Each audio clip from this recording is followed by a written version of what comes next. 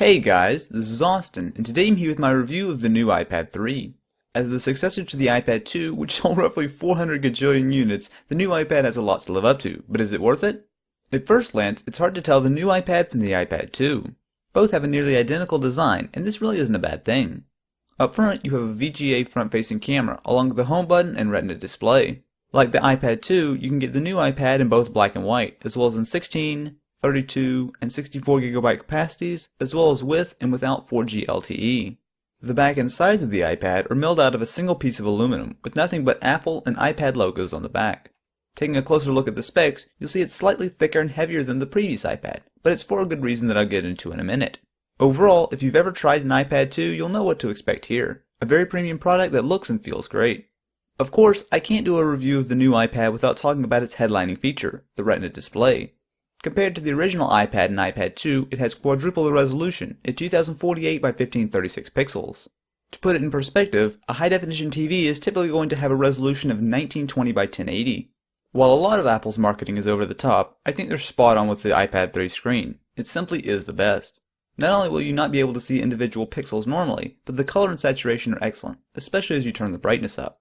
In general usage, I got between 8 and 10 hours out of a charge, which is roughly in line with the 10 hours that Apple quotes. Somewhat surprisingly, however, is the fact that the new iPad has a lot bigger battery. The iPad 2 has a 25 watt-hour battery. In comparison, the iPad 3 has 42.5 watt-hours of capacity, which is even larger than the MacBook Air 11-inch has. The Retina display is the culprit here, and your battery life can be as low as 4 or 5 hours with the brightness turned all the way up. Charging times are also much longer, taking 6 hours or more to get a full charge. While we're being all geeky here, let's talk a bit about what makes the new iPad tick. It's powered by an Apple A5X chip, which combines a dual-core 1GHz CPU with a quad-core GPU. The processor is basically identical to the iPad 2, and only slightly faster than the iPhone 4S, but the GPU is twice as powerful with an additional 2 cores compared to the iPad 2.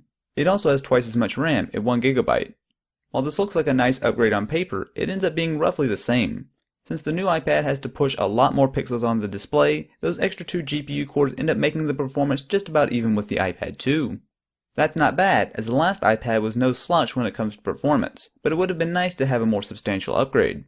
Regardless, the new iPad is still very fast and fluid when doing most tasks. It also runs the same version of iOS, 5.1 as of recording this review. It remains very similar to on the iPhone and iPod Touch, and identical to older models of the iPad, although you now get Siri voice dictation, which allows you to use your voice instead of typing. Unfortunately, the full version of Siri isn't available. The new iPad also has a brand new 5-megapixel iSight camera around back. It's a mix between the iPhone 4 and 4S cameras, and is really quite good. Pictures are nice and sharp, and are nearly as good as on the iPhone 4S. Alright, so I'm now recording using the rear-facing camera on the new iPad. So go ahead and just give you guys a little example here. Now, of course, no matter what you do, the iPad is enormous. You're not really going to want to, use it as a camera or anything for recording. However, the camera, I do have to say, is not too bad. So, of course, it has all the features from the iPhone 4 as well as the 4S. There, I did just tap to focus.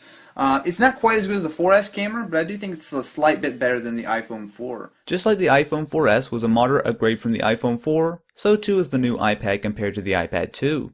The screen is fantastic, battery life remains solid, the gaming performance is top-notch, and the new camera is quite a bit better.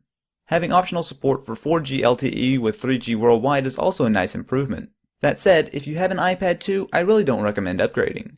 The only major benefit is a better screen, and while I'll be the first to admit it's absolutely excellent, I really don't consider that enough of a reason to upgrade.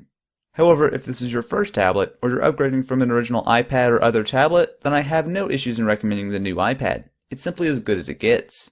If you enjoyed this video, be sure to leave it a thumbs up, and if you're interested in more videos like this, be sure to subscribe.